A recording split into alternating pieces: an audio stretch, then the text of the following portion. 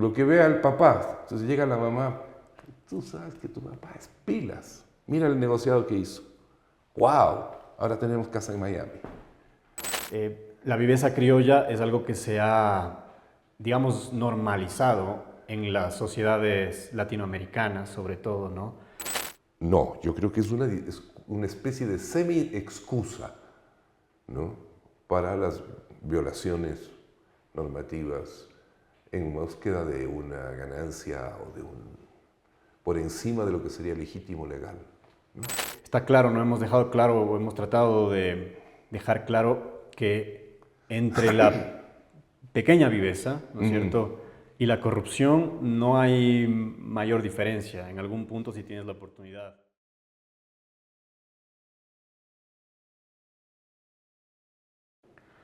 ¿Qué tal? Bienvenidos, bienvenidas a un nuevo episodio de No te pases de vivo. Es un episodio muy especial porque tenemos un invitado de lujo en esta ocasión. Nos acompaña el doctor Fernando Bustamante Ponce. Él es sociólogo y político ecuatoriano, creo que muy conocido por todos nosotros, seguramente por ustedes también. El doctor Bustamante realizó estudios en la Pontificia Universidad Católica de Chile, también en la Universidad de Harvard y en el MIT, además en el ILPES. Ha sido profesor en instituciones como la Flaxo y la Universidad San Francisco de Quito. Y bueno, se ha destacado en su defensa por las libertades civiles y su crítica a la injerencia militar en asuntos sociales, entre otros temas. En el ámbito político ha ocupado cargos clave como fue ministro del Interior en el gobierno de Rafael Correa y también fue asambleísta por Alianza País. Actualmente el doctor Bustamante es director del Laboratorio de Estudios Sociales Multidisciplinarios en la Universidad UTE. Bienvenido, Fernando, es un gusto tenerte acá. Encantado, muchísimas gracias. Verdaderamente para mí es un logro que personas jóvenes como ustedes todavía me inviten. Gracias, gracias. Es un honor realmente para nosotros y para todo el equipo de producción de No te pases de vivo. Bien, este día queremos conversar con el doctor Bustamante sobre una problemática que la hemos venido tratando en distintos episodios, pero quisiéramos tener esa visión política, quizás con conocimientos relacionados a la antropología, a la sociología, que pues el doctor Fernando posee, ¿no? Entonces, quisiéramos empezar con tal vez tu propia definición, una definición quizás muy particular. ¿Cómo ves tú a la viveza criolla? ¿Qué es para ti la viveza criolla? A ver, yo creo que hay dos cosas que hay que considerar. Primero, es lo que se esconde detrás del concepto, y en segundo lugar, el uso que se hace del término. Y voy a empezar por lo segundo. Yo sospecho, y tengo la sensación, es una cosa intuitiva, de que cuando se habla de viveza criolla se está tratando de alguna forma de morigerar el impacto negativo que lo que hay detrás produce. Porque finalmente la viveza criolla se refiere a la ruptura de normas. Es una forma de amoralidad o de inmoralidad, ¿no? En vez de decirle corrupción, inmoralidad o lo que sea, les decimos viveza criolla, como dándole un cierto carácter hasta de un poquito de virtud, ¿no es cierto?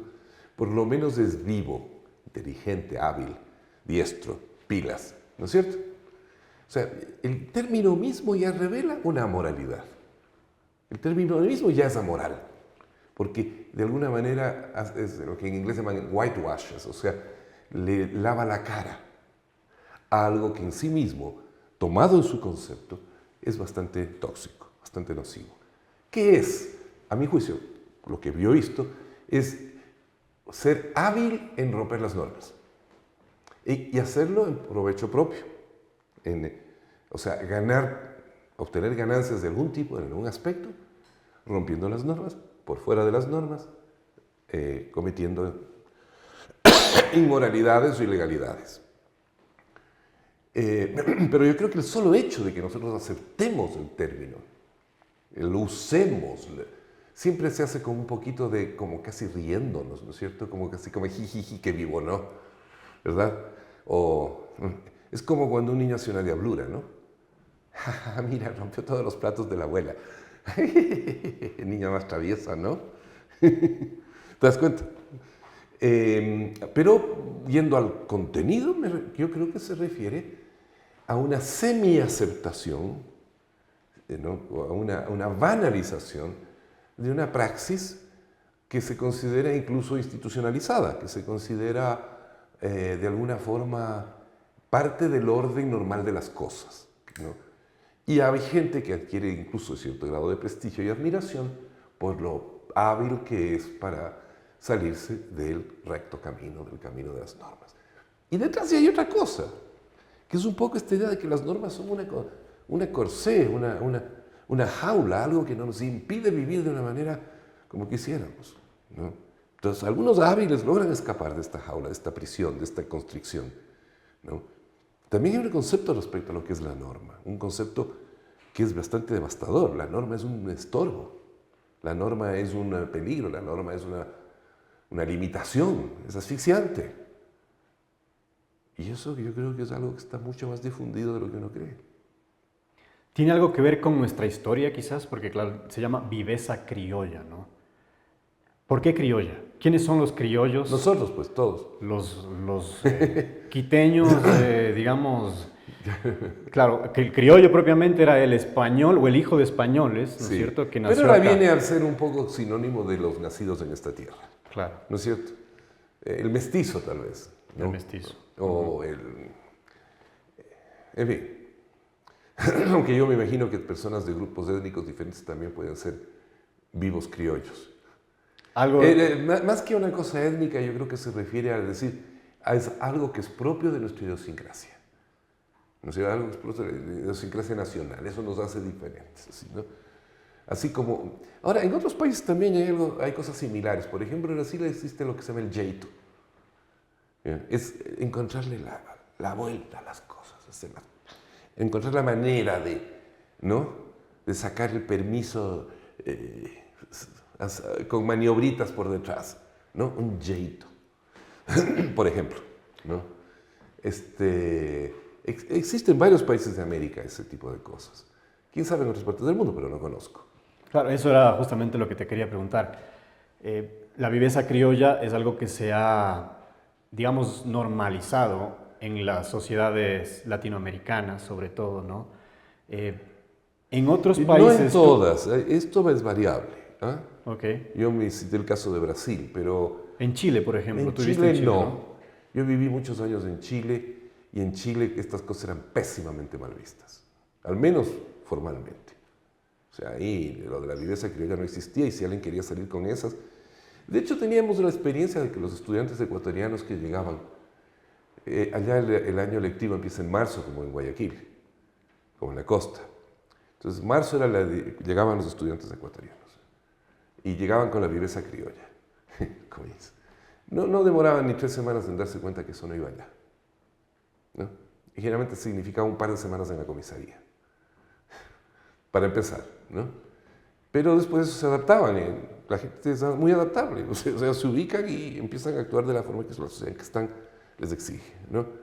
Por suerte, afortunadamente, pero los primeros días eran difíciles de adaptación, ¿no?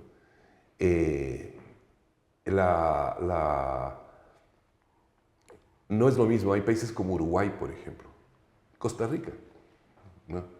Que la gente tiene muy internalizadas las normas. Y si alguien las rompe, hay gente que las rompe, en todas partes se cuecen habas, pero no es muy mal visto. O sea, eso es... no. Ok. Ahora, estamos hablando de que esto sucede en nuestra sociedad, ¿no es cierto? En el Ecuador y en quizás países similares, ¿no? Con condiciones similares. Entonces, ¿podría tratarse de una estrategia quizás de supervivencia en un sistema como el nuestro, un sistema tan disparejo? Pero si fuera quizás una estrategia de supervivencia, solo recurrirían a ella las personas en extrema situación de pobreza.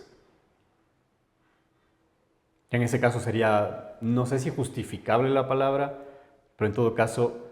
Explicable. Claro, se puede comprender mejor. Es el Lazarillo de Tormes, ¿no es cierto? El buscón. la persona que está en el filo mismo, ¿no? En el borde de ya, no tiene cosa más recurrir, se hace pillo, ¿no? Pero la viveza criolla la utilizan los políticos, los empresarios, los profesionales, todo el mundo, ¿no? Los abogados, ¿no? Claro. Entonces, no, yo creo que es una especie de semi-excusa, ¿no? Para las violaciones normativas en búsqueda de una ganancia o por encima de lo que sería legítimo legal, ¿no? Al margen, ¿no? Yo creo que hay detrás una especie de aporofobia. ¿Sabes lo que es la aporofobia? El desprecio, el odio al pobre. Entonces, siempre se ve al pobre como más vulnerable a cometer delitos o a cometer infracciones. Y yo creo que, primero, eso es empíricamente falso. Eso es mentira. No hay prueba ninguna, ¿no? Y se han hecho cientos de estudios, ¿no? De que el pobre sea más propenso a cometer delitos. Eso es una soberana mentira. Es más, entre la gente pobre existe personas de una conmovedora honestidad en las peores condiciones posibles, ¿no? Mientras que en las clases más acaudaladas uno puede ver casos de codicia, de avaricia, de depredación, de violación de las leyes colosales, ¿no? Y de viveza criolla, pero en gran escala, o sea, industrializada. Hablamos ya de corrupción. Mi hija es la experiencia que tuvo en el Ecuador con la banca en los años 90. Eso estaba lleno de vivos, ¿no? Claro. ¿Y la política? Claro, vivos elevados a la potencia n, ¿no? Sí, así que no, yo descartaría esa. Incluso me resiente. Entonces estamos hablando de que la viveza no es un asunto de clases como tal, sino de una sociedad quizás que ha normalizado esta práctica, ¿no? Ahora, ¿cuáles son las consecuencias? O por lo menos le ha lavado la cara. Como decía yo, es como cuando el niño malcriado se ahí rompió todo, ¿no? Los platos de la abuela, Travisito. Bien, ¿y cuáles crees que sean las consecuencias para una sociedad que exista o que se utilice? Bueno, es la se institución, normalice? tú lo has dicho, es la normalización y la institucionalización de formas de proceder que son anómicas, o sea, sin norma, o sin normas compatibles con el ordenamiento moral y jurídico que decimos o creemos decir, creemos defender o creemos respetar, ¿no? Ahora, yo me temo que muchas de las cosas, comillas, de la viveza criolla son las formas hábiles de actuar de una manera que, si bien está fuera de la ley o de la moral proclamada, ¿no? De la que se dice, porque no es la que se practica, ¿no? Pero para seguir haciendo las cosas de acuerdo a un código de valores implícito, oculto, inconfesable, pero que es bastante exigible.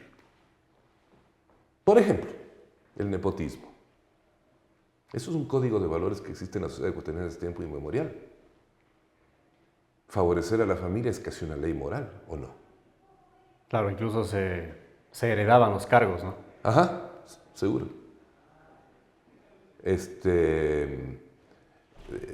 Si uno le pregunta a una persona, le ponen el dilema entre defender el interés público y defender el interés de su familia, ¿qué es lo que va a decir mucha gente? Hay que ir por la familia, ¿no? La familia es lo primero. Ajá, te lo dice. Eso muchas veces significa violar la ley. Muchos corruptos, ¿no? Dicen, tratan de justificar lo que hacen o lo que han hecho, diciendo que tenían que pensar en su familia. Tengo que dejarles algo a mis hijos. Tengo que ponerle bien a mi familia. Tengo que hacer que mi mujer, en fin, lleve la mejor vida posible, ¿no? Uno escucha ese tipo de cosas. Y eso es que hay una moralidad detrás, solo que es una moralidad diferente, inconfesable. En chiquis, en privado, te lo dicen, ¿no? Pero públicamente no puede salir en el periódico. Mi primer deber es hacia mis hijos, así que qué penita. Vamos a tener que coimear, ¿no? Pero en privado, la gente entiende. y te hace un guiño. Por ejemplo, hay otras muchas formas, ¿no es cierto? El pago de favores políticos o de otro tipo. Claro, estamos hablando ya de la viveza criolla, digamos que escalada, ¿no es cierto? Que rebasa de alguna forma hay un principio que a veces, una línea. Que a veces es un principio que a veces se puede aplicar metodológico, digamos. Lo pequeño es el microcosmos de lo grande. O sea, como ocurre en lo pequeño, así es en lo grande. Entonces, esa pequeña infracción, esa pequeña pillería, esa pequeña vivada, te muestra la forma de conducirse de la gente, que también va a ser la misma en otras situaciones de mayor calado. ¿Sí? Saltarse la fila, ¿no es cierto? Claro, esa es como la viveza más típica, ¿no es cierto? Es lo pequeño, ¿no es cierto? Lo pequeñito, claro. Pero es que con ese criterio va a actuar también si algún día tiene una posición empresarial o política importante. Saltémonos del procedimiento. Saltemos del derecho del otro. No, yo estoy de apuro. ¿Qué me importa el otro? Claro. Cuídeme el lugar en la fila. Me voy a hacer otras cosas. Y la pobre gente que está ahí horas parada. ¿No? Claro. Y el problema es que no solo que es aceptada esa dinámica, esa conducta, sino que muchas veces es hasta admirada, ¿no? Qué viva que es mi mamá es vivísima. Ella nunca hace fila. Mi mamá, ella ve cómo y termina haciendo el trámite en 5 minutos. Si quieres hacer el experimento, anda en una de esas circunstancias y llega alguien y te dice, cuídeme el lugar en la fila, y dile no, a ver qué pasa. Claro, se va a enojar y usarme la O sea, tú estás violando una norma. Claro. No es ella la que quiere zafarse de un poco, ¿no es cierto?, del trámite, sino eres tú por no ayudarle. Mala gente, ¿no? Claro, mala gente, exactamente. Esa es otra figura. Así como hay el vivo criollo, hay el mala gente. El mala gente es el que cumple las leyes o las hace cumplir. El que no deja copiar. Claro. Mala gente. ¿No? El que no quiere hacer el favorcito. El que no quiere ayudar estando en un cargo público al sobrino con un contratito. Mala gente. A ver, ¿qué le pasa, por ejemplo, a un funcionario público que tiene la posibilidad de hacer contrato, se presenta un familiar? Está contra la ley. Darle el contrato. ¿Y qué pasa si le dice, verás, primo, no se puede porque la ley de contratación pública dice esto, aquello, que el otro, yo no te puedo considerar, es más, estás descalificado. A ver, dile eso, a ver qué pasa en la familia contigo. ¿Ah? No solamente con ese señor, sino toda la familia, ¿qué va a decir? A ver, tú me puedes decir eso. ¿Qué va a decir la familia de este probo funcionario público? Pues se van a quedar ahí como... No tengo una respuesta, la verdad, me quedo... No, imagínate que estás en esa situación, y que tú eres de esa familia. Entonces llega tu primo, qué sé yo, tu pariente, y dice, él tal por cual, infeliz, me dijo que no podía darme el contrato, que no podía ni siquiera concursar, ni presentarme porque hay un problema de conflicto de interés o qué sé yo. ¿Por qué no? ¿Qué diría la familia en su conjunto de ese probo funcionario? O sea, van a hablar mal, seguramente. Ajá, ¿qué van a decir? Pero imagínate, ¿qué van a decir? Lo van a tachar de, no sé, pues, mala gente. Lo primero será sí. Mala gente, no ayuda. No piensa en la familia, quizás. Malagradecido. Claro. Todo lo que la familia ha hecho por él desde que nació, ve. Malagradecido, el rato que tiene que ayudar no ayuda. Sí. ¿No? ¿Y qué le va a pasar a ese pobre hombre cuando salga del servicio público? Porque las cosas, sobre todo si no es de carrera, ¿con qué se va a encontrar a la salida? Con unas carotas bien largas. Claro, va a ser como el pedante de la familia, quizás, ¿no? Claro, y cuando necesita que alguien le ayude en algo, ¿te acuerdas cuando el Pedrito necesitaba el contrato y tú no quisiste nada, saber nada? Claro, ese es el tema, o sea, está tan normalizado que el ser vivo, eso es el camino correcto, ¿no? En el fondo, sí. En el fondo para nuestra sociedad. Y el que no es vivo también tiene un nombre despectivo. ¿Cuál era? A ver. El mushpa. Exacto. El shumsho. Exacto. ¿O no? Así es, así es. Estuvo no sé cuántos años ahí en ese cargo donde pasan millones, no cogió nada. ¿Qué shuncho? ¿O no? Claro. ¿Te das cuenta cuál es el verdadero valor que hay detrás de la sociedad?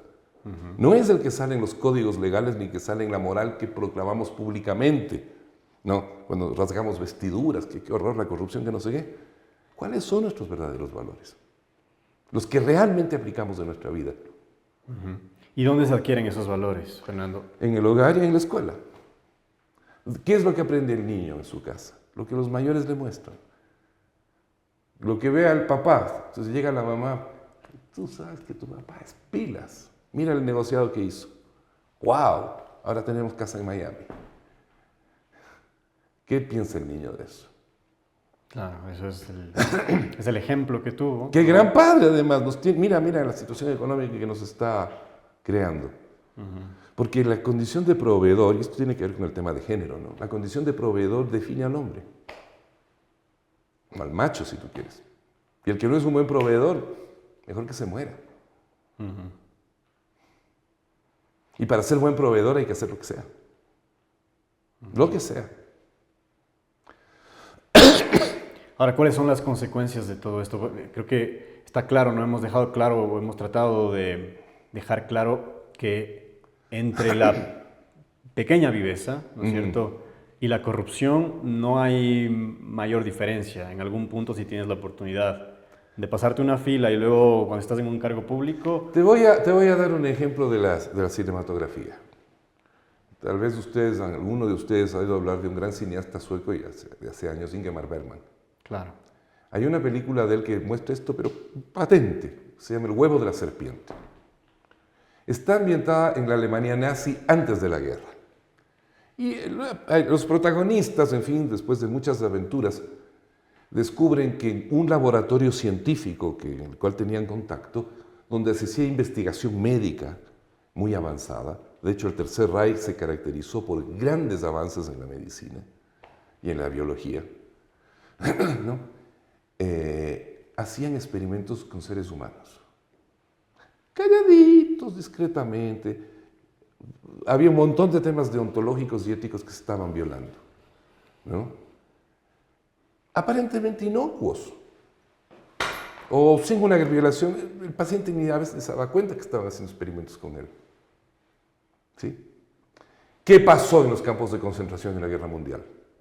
Eso que era, no le vamos a decir a la señora que en el fondo le estamos dando esta medicina y sin que se dé cuenta para ver qué pasa, se convirtió en los horribles experimentos que hicieron en el campo de concentración esos mismos médicos alemanes con prisioneros. ¿No? Ese es el huevo de la serpiente. Empieza con, no le vamos a decir a la señora que le estamos dando tal cosita para ver qué le pasa, ¿no? Y termina en Auschwitz.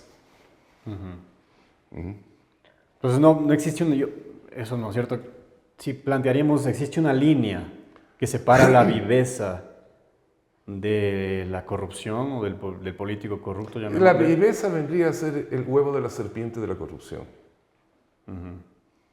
Es la raíz, ¿no es cierto? No... Yo lo pienso más como el huevo, como ¿no? Como el huevito de la rana o del pescadito. Pues un tiburón horrible de ahí, ¿no? Ahora, desde el Estado, ¿qué podemos hacer? Digamos... Y es un grave problema el que tú me planteas, es algo con lo que... ¿Se puede cambiar esto? Nos damos de cabezazos todo el tiempo, ¿no? Y a veces es un círculo vicioso. A ver, el Estado tendría que hacer algo. Pero ¿de quién está hecho el Estado? ¿Quiénes están en el Estado? Los mismos sujetos que son, como hemos visto, educados de esa manera, con esos valores, con esa perspectiva. Sin generalizar, pero en todo caso muchos de... No, generalizando. La excepción es lo contrario. Claro. ¿Sí? Sin dar nombres. No. En fin, porque necesitaríamos una guía telefónica. ¿Ya? Entonces, ¿quién va a cambiar las cosas? Porque si los llamados a cambiarlas son los mismos a quienes había que cambiarles, estamos comiéndonos la cola, ¿no? A ver, ¿quién va a educar de otra forma a esos niños que vienen ahora?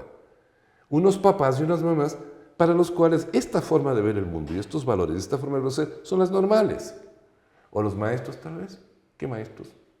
¿De dónde vas a sacar esos maestros diferentes, con otros valores, que van a enseñar de otra manera y de una manera eficaz además?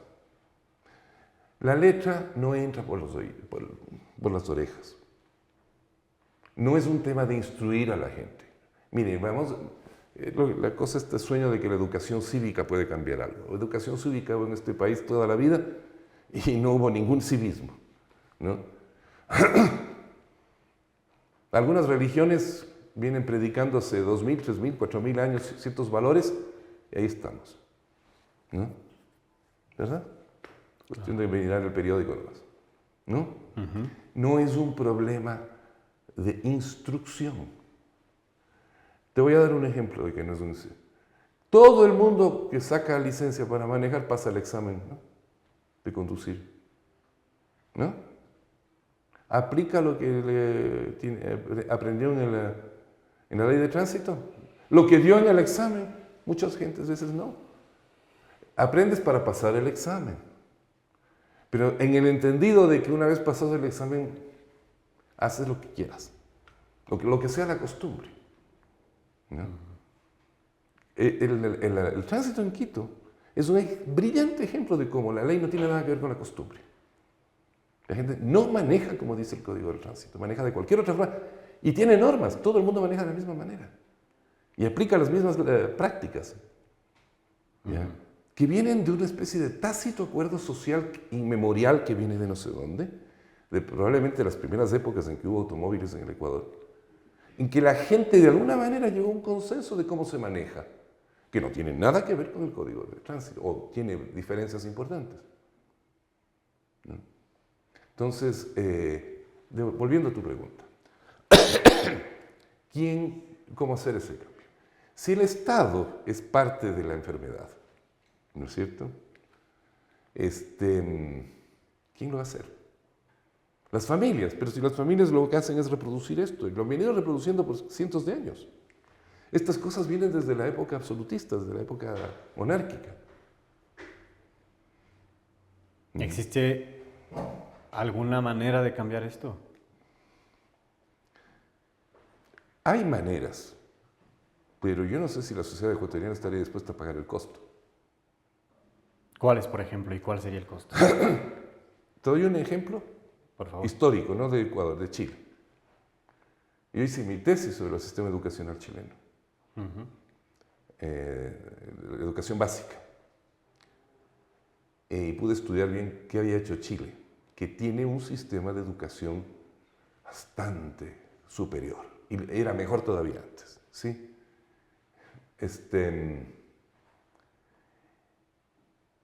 Te va a parecer exótico lo que voy a decir, pero los chilenos se han caracterizado por ser drásticos, radicales en sus cosas, desde siempre, ¿no? Hasta las tropelías las hacen de manera brutalmente drástica, ¿no?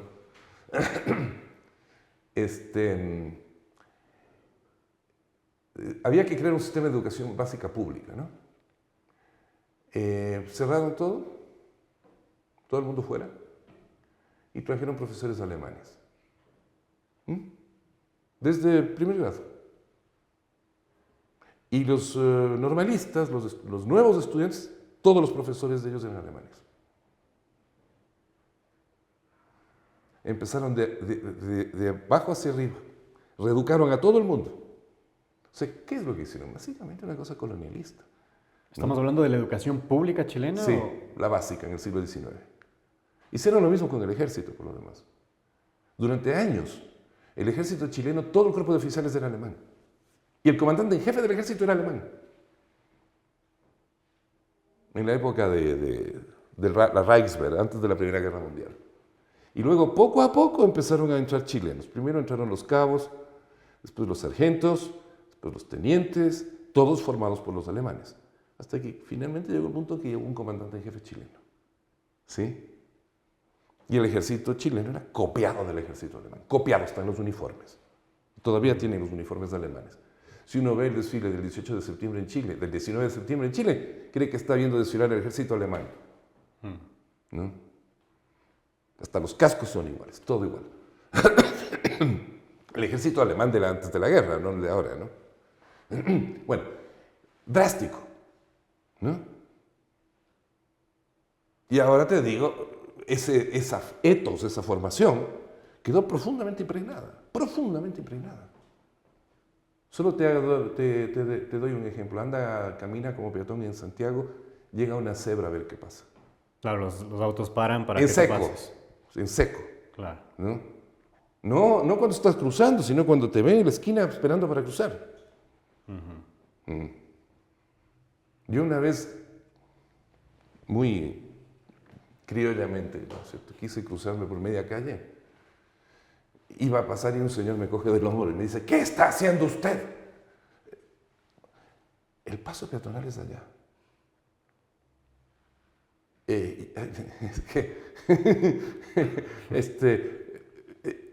Y agradezca que le digo, porque si un carabinero le ve, le va a multar. Esto es una infracción, pasarse una luz roja. Y veo y todo el mundo pasando por la cebra, nadie por la media calle. Estamos hablando entonces quizás, bueno, de este cambio. Ya, pero lo que quiero decir, este ejemplo, esta anécdota, es para decirte, es demasiado drástico, ¿verdad? Claro. Es como cambiarle la sangre a una persona, sacarle toda la sangre y volver a poner toda de nuevo. Y es posible que en condiciones, eso en el siglo XIX se podía hacer, ¿no? Claro. ¿Verdad? De pronto ahí. ¿Ah? Claro, digo, de pronto en ese entonces era un poco más sencillo hacerlo. Ahora con tanta población... No, y además era un sistema que recién estaba empezando, estaban montándolo desde, casi de cero, ¿no? Claro. Es complejo. No, yo no lo estoy proponiendo para nada, estoy dando un ejemplo nada más. Sí. Pero, ¿cómo haces si todo el sistema está envenenado? ¿Cómo puede el sistema autotransformarse si es parte del problema? ¿No? Sí. Esa es la pregunta. Hay otra forma, también horrible. Solo estoy diciendo las cosas que se han utilizado históricamente y que han funcionado. Una élite pequeña de reformadores drásticos y radicales, con una gran coherencia interna y un enorme apoyo de las fuerzas represivas. ¿Sí? O sea, una vía un poco jacobina, digamos, como de la Revolución Francesa, ¿no es cierto? E imponiendo despóticamente y a sangre y fuego los nuevos valores. Eso también ha ocurrido, se ha hecho. Claro. Tal vez, me imagino yo, una sociedad con mucho más control, quizás, ¿no? Como ahora hay la tecnología, la inteligencia De nuevo voy artificial. a Chile. Chile hizo eso. Pinochet hizo eso. Claro, yo tengo entendido Pinochet que en le Chile... transformó la cabeza a los chilenos. Y en Chile tienen un montón de cámaras en todo lado, ¿no? Es como que están rodeados de alguna forma por... Aquí también, así que no te... Pues, en todo caso, deberían aplicarse los respectivos castigos. Pinochet hizo eso. Yo viví en Chile antes de Pinochet, durante Pinochet y después de Pinochet. ¿Sí? Fue una dictadura que aquí ni nos imaginamos lo que puede ser eso. O sea, nunca ha habido algo ni remotamente parecido a eso. ¿Sí? Cuando aquí la gente habla de despotismo, de tiranía, no tienen ni idea de lo que es eso. ¿Sí?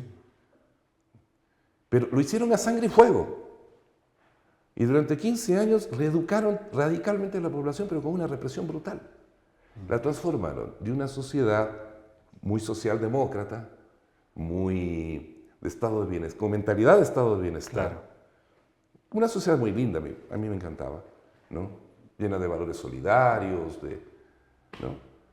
La transformaron en una sociedad de fieras neoliberales. Una sociedad de gente que solo piensa en cómo ganar más.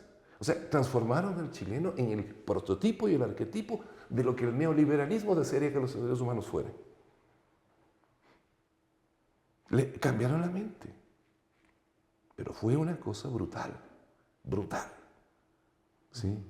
Despiadada. ¿Sí?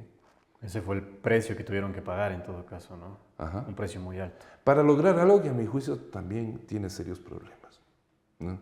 Claro. Humanos, éticos, antropológicos. Yo personalmente no comulgo con las ideas del neoliberalismo ni del anarcocapitalismo, y no porque yo sea estatista, sino porque creo que el homo económicus es una falsedad. Sí, pero es mi opinión personal. ¿Sí? Creo que el ser humano es mucho más que eso. Pero volviendo al tema, estoy dando ejemplos de casos que yo no quiero que pasen, ¿no? Entonces, ¿cómo lo hacemos? Ese es el desafío. Estoy descartando, ¿no? Claro, es lo que te estaba diciendo. Quizás más control y más penas al que incumple Pero la te ley. das cuenta que nosotros siempre recurrimos a lo mismo. Más control y más castigo. Por ejemplo, Escúchame, ¿de dónde sacamos eso? ¿Por qué todas nuestras soluciones tienen que pasar por lo que acabas de decir? Control y castigo. ok, entonces, bueno, nos contabas, Fernando, que se me escapó en qué nos quedamos. ¿Qué era el ¿Cómo problema? resolver el problema? ¿Cómo, digamos, extinguir la viveza criolla? Ok, vamos ahí entonces. ¿Cuáles serían tus ideas finales en relación a esto? Ya, no, mira, mi posición es de que este tema de la mano dura está más gastado, ¿no es cierto? Que, no sé, que lo más gastado que te puedas imaginar, ¿no? Si tú te fijas, con esto venimos todo el tiempo, que más penas, que más sanciones, que más controles, que más vigilancia. ¿Sabes lo único que hace eso? Aumentar el costo de la coima.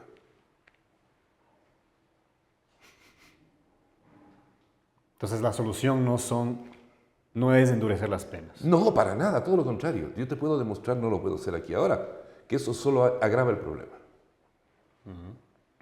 Lo agrava. Entonces, si no tenemos ese camino, quizás la educación, Ya, pero está la pregunta, ¿quién hace la educación? tampoco entonces es el camino, tampoco la A educación. menos que encontremos otros educadores. Claro, los alemanes que nos hablabas Claro. que vinieron de Chile. Te voy a dar otro Chile. ejemplo, históricamente de un proceso exitoso de transformación intelectual y moral de la gente. ¿Sí?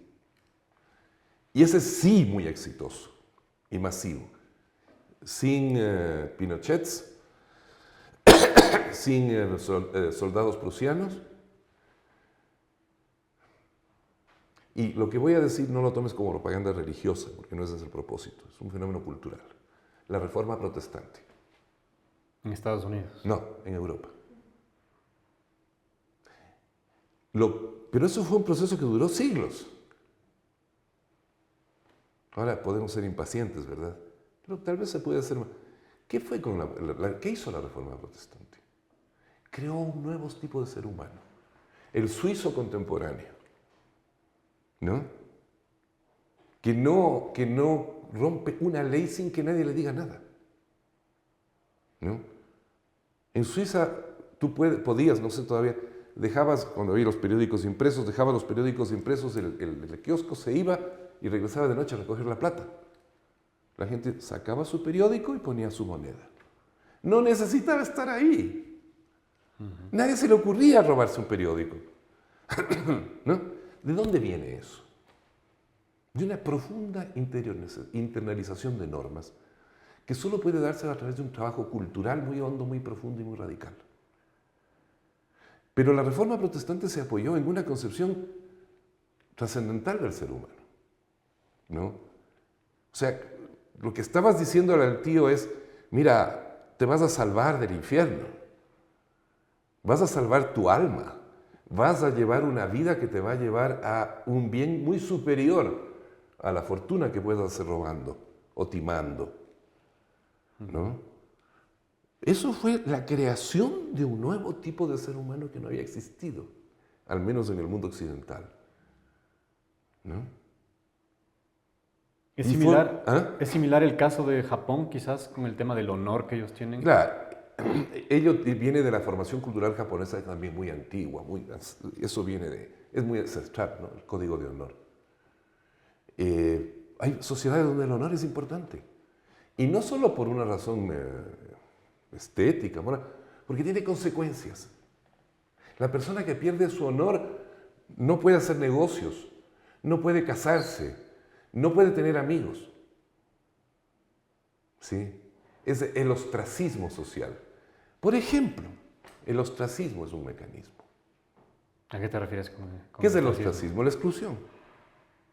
Una de las formas que podríamos tal vez empezar a trabajar es la persona que actúa de estas maneras, no se le puede confiar. Por lo tanto, le sacamos de nuestra vida. No por mala gente, sino para crear un mensaje, un incentivo.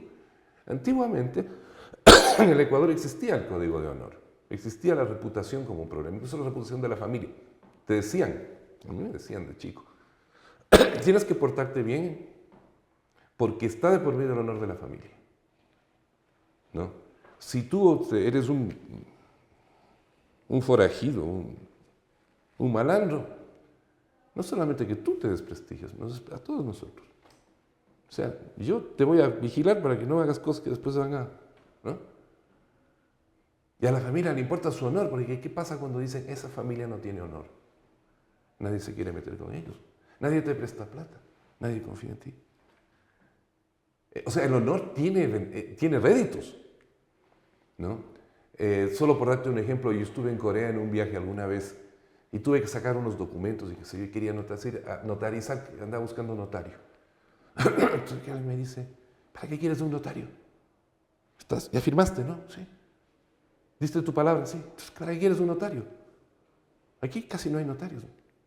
¿Y cómo hacen entonces la fe pública? La palabra, pues. ¿Y qué pasa si rompes la palabra? No te vuelve a hablar ni tu abuelita te vuelve a hablar. Te acabaste, es de la muerte social. ¿Sí? ¿Estamos dispuestos a aplicar una cosa así? La mejor vigilancia y el mejor control que las sociedades humanas han descubierto no es la policía ni los jueces, es el vecino. Y no el vecino metiche, ¿no? Que está viendo quién entra y sale de tu casa, sino la persona que se hace una idea de qué reputación tienes y de cómo te comportas. Y se comporta hacia ti. El tipo que es bullicioso, farrista, que no deja dormir a nadie, tiene que tener consecuencias. Consecuencias en su hábitat. Sí, yo creo que, bueno, para ir cerrando ya Te estoy dando otras aproximaciones. El 90% del control social no lo hace ni la policía ni los jueces. Lo hacemos los unos a los otros. Sí. ¿No? Sí, es esa justamente la idea con la que quería ir cerrando este podcast. Sí. Y es el hecho de que hablar de estos temas es lo que va a hacer que en algún momento, quizás, nuestra sociedad cambie. Si es que nosotros no hablamos de esto, si es que lo normalizamos como que es lo común, pues esto nunca va a cambiar. Claro. Pues yo personalmente sería partidario de eliminar de nuestro léxico la palabra viveza criolla. Porque, como dije al empezar, es una manera de quitarle peso, gravedad. No es una viveza criolla. Claro. Es un delito. Es una afrenta. Es un insulto a la comunidad. Entonces, quizás como mensaje final a las personas que nos están viendo, hablemos de esto. Si es que ves que alguien se pasó la fila, dile que no está bien, que lo haga, quéjate, ¿no?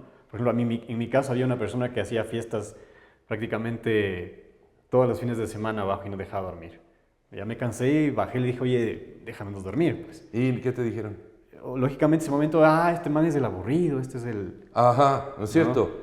¿No? Pero el conflictivo. El que hace problema. Claro, pero de alguna forma sirvió porque en cierto grado en otros ya casos bajaron. no tienes esa suerte.